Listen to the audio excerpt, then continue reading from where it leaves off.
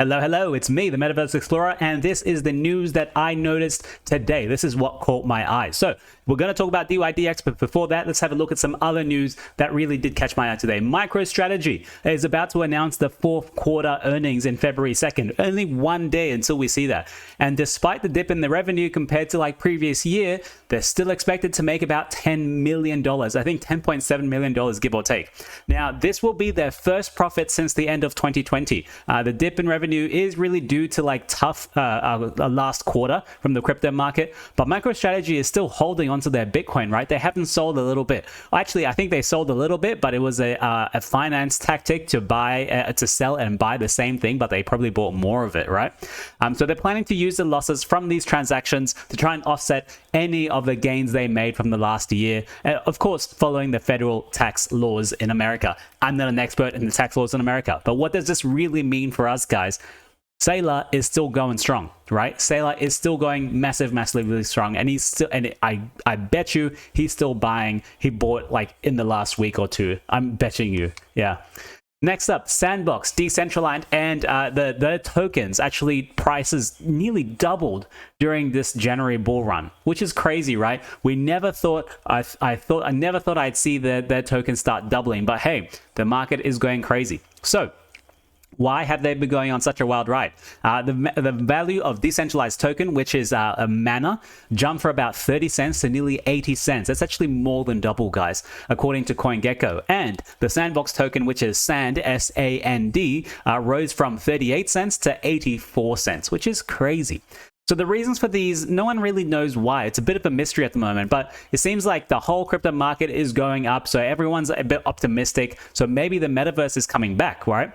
Big players, the Bitcoin and Ethereum leading the way. But analysts are saying that the metaverse narrative might be the latest trend in the crypto world. But guys, we've been there, we've done that, we've seen the metaverse. We know it's not ready. We know Meta's working on it, and we know a few other people are working on the metaverse, but it's nowhere near ready, right? Trading volume for these tokens did see a big bump from 1.1 billion for Mana and over 800 million for Sand, which is crazy. So why does this matter to you? I always try and bring it back to you guys. Why does this matter? I'm on the lookout for the metaverse narrative, and at the moment, I don't see it making a comeback at all. If you guys think you do see it making a comeback, let me know. So this is me, a small introduction. Welcome to my channel. This is just the crypto news I saw today, and I thought I would get in front of the camera and share the same crypto news with you guys at the same time and give you my commentary on it, because just like you guys, I'm the same participant in this Web3 journey with you guys. So let's go ahead and see what the market is looking like right now. DYDX is up nearly 24%, nearly 25%, which is pretty good, right? Now, why is it up 25%? That's the big question, right? Let's look at it. How has it been performing over the week? It hasn't been too bad over the week, but we can see this is the large 25% here that we're looking at. It might be due to this little article that just came out. DYDX users traded $466 billion in crypto derivatives in 2022. Guys, that is a shitload of money. Nearly $500 billion. And this is crypto doing this as well. It's not like some Web2 company. No, this is one crypto platform that allows people to trade.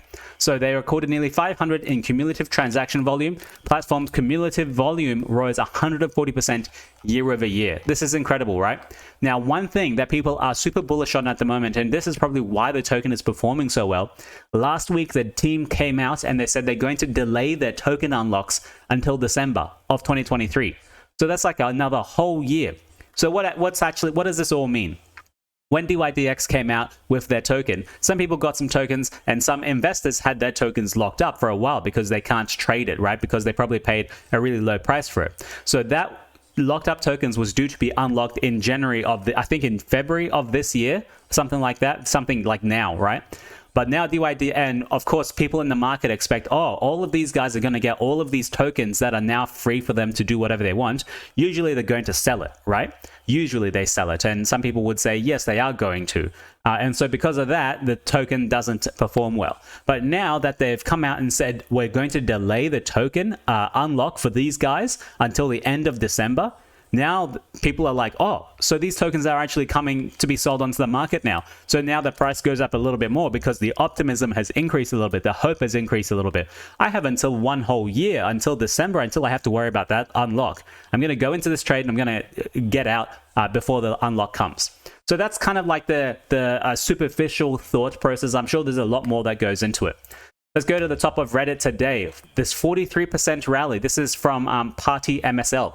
This 43% rally may have been one of the biggest short events in crypto, as 85% of traders were actually short and 15% were long. So if you guys don't know, going short and going long, they mean two different things. Going short means you've borrowed this asset and you've sold it and you're hoping to buy it back later at a lower price. So you're shorting the market. The market goes down, you make money. That's what it means if you're shorting. And 15% of people were longing. So there was a very, very large amount of people, a disproportionate amount of people who were selling the market and saying, yeah, I know it's going to go down. And that was 85% of the people. And if it goes down, they make money. Sure, in the last couple of months, they have made money.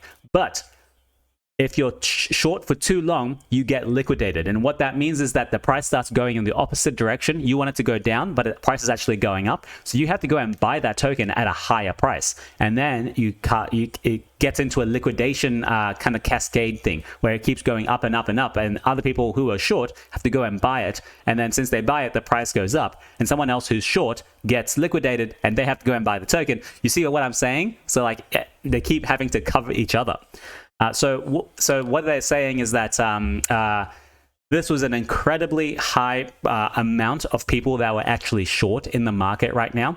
And this is, let's read his TLDR. This clearly shows how wrong people were, how the crypto market will do the exact thing that people do not expect. And always, once again, a warning to never use leverage to such an extent, as this is literally like gambling, even more when gambling is already.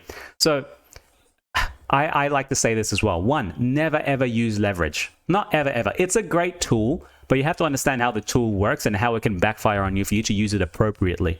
It's a hammer. You can hit yourself in the hand or you can hit the nail. Okay? You gotta know how to use the tool. The second thing is, yes, the market will always do what you don't expect of it. You see, you can take this as a small, simple idea that 85% of traders, and these are traders who knew what they're doing, right? They know how to put on a leverage trade. They know what they're doing. 85% of them thought the market was still going down. But hey, the market turned against them, and 15%, and they all got wiped out, apart from 15% of them who like, nah, I think it's going to go up. Yeah, so those 15% won in this case. But after this little liquidation cascade is over, let's see what the market is going to do. Keep going up or down. Now, the rest of the news I saw as well. Immutable X just came out with a passport. Now, guys, I am incredibly bullish on this. Let's listen. So, they are introducing the Immutable Passport. Your passport to the future of gaming. We are developing Immutable Passport, this instant, non-custodial wallet onboarding solution for Web3 games. I do love the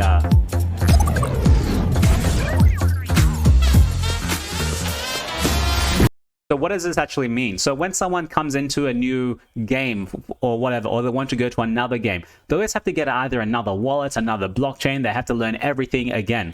So with the immutable wallet and the immutable kind of blockchain, once you're in that wallet, you have access to all the different games on that blockchain, right? So it's like a one-stop shop for everyone for people to get onboarded. And I always say, the first person who gets the wallet experience right is the one that's going to make a ton of money. And they're going to be like the next Web3 company. They're onboarding, because there are so many gamers out there. If you get the wallet right, that's it. That's what I'm saying. The wallet is the go-to thing right now. That's the next hurdle to go through. Because to get 1 billion people in, you need a great onboarding process. No one's going to learn what an EVM chain is. Get MetaMask, it's clunky, trying to approve this transaction. No, are you kidding? No way. So let's see what they say. Mainstream gamers don't understand how Web3 wallets work yet. True. And maintaining multiple addresses and wallets can cause friction for someone who just wants to play a Web3 game. very true. This is exactly what I'm saying, right? Existing Web3 wallet solutions haven't been built specifically for gamers until now. The goal of the Passport is simple: to empower game studios to make Web3 easy and accessible for everyone. With Passport, gamers will have a single secure wallet that allows them to unlock new experiences across the next generation of Web3 games. So I'm very, very excited for this. I'm super bullish on this Web3 Passport. I didn't know this was on the roads, but I'm going to start looking into Immutable X, the blockchain, and start getting on board in there. Next thing, Lyra is now on Arbitrum. I don't know if you guys are familiar with Lyra. It's an open protocol for trading options. They do great options. They are very popular on Optimism, and now good to see that they are now on Arbitrum. So I'm very happy with this. Lastly, I did see that Wormhole. I didn't even know this was happening, guys. So Uniswap v3 is a very, very powerful swap. It's like it has concentrated liquidity. It's not on BNB at the moment, right? You can use it on Polygon, Arbitrum, Ethereum mainnet, and I think Optimism as well. But it's not on BNB chain. There is a vote that has just been passed now, I think. Oh no, it's a temperature check vote. So it's not going ahead, but they're saying, yeah, we want to go ahead. They're going to deploy Uniswap on BNB chain, and guess what Wormhole, what bridge they're going to be using? Wormhole. Wormhole got hacked for $300 million not long ago by not by Jump Crypto, but Jump Crypto kind of bailed them out. So this is very interesting. Look at all these different protocols working together. You have a bridge, you have a concentrated liquidity protocol, you have a BNB chain, which is like a kind of a centralized blockchain, all working together to get more people on board. I love this. I love this. Now let's look at some fundraising that's happened in crypto today. So Sec3, they just announced that they raised $10 million. They are kind of a Sec3 is a security research firm that prepares Solana dApps for millions of users. Check out our launch audit, X-Ray, Watchtower, and Circuit Breaker. I'm very bullish on this, guys. I didn't know this was happening around. Next raise, Tyke Block Ventures made a strategic investment in BitsCrunch to create a secure and transparent future for digital assets. Now, I wonder if this provides market-leading data analytics technology and multi-chain insights capability that enable retail, institutional, and venture investors to make informed decisions on crypto assets. Looks like a software business. Next, kind of fundraising that I did see, Venom Ventures raised $5 million strategic investment in Everscale blockchain. This is another layer 1 coming, guys. Everscale blockchain, I haven't heard much about it, but it's time to research. What do you guys think? Next thing, Viola Ventures and Fabric Ventures back Addressable's $7.5 million raise. So the seed round was by Fabric Ventures and Viola. I want to find out what Addressable is. It's Israel-based. Make marketing to anonymous crypto users easier. Or this is people bringing in the next billion people, right? This is marketing. You need great marketing for them to come in, and great marketing, get them to the Immutable X wallet, and then they're in, and then they just start playing a game. That's all they care about, you know? And the last fundraising I did see is Risk Protocol, $1.44 million pre-seed round, Encode, Starbloom Ventures, Manifold, and Risk Protocol themselves is crypto uncorrelated returns. Don't know much else. That's the website. Go ahead and follow them. So that's it for now, guys. That's the crypto news I did see today. Make sure you like and subscribe. Make sure you follow me. I'm going to be trying to do this every day because this is me just keeping on top of the news that I see, and I thought it might be valuable for some of you guys to see as well. And that's it. Ciao for now.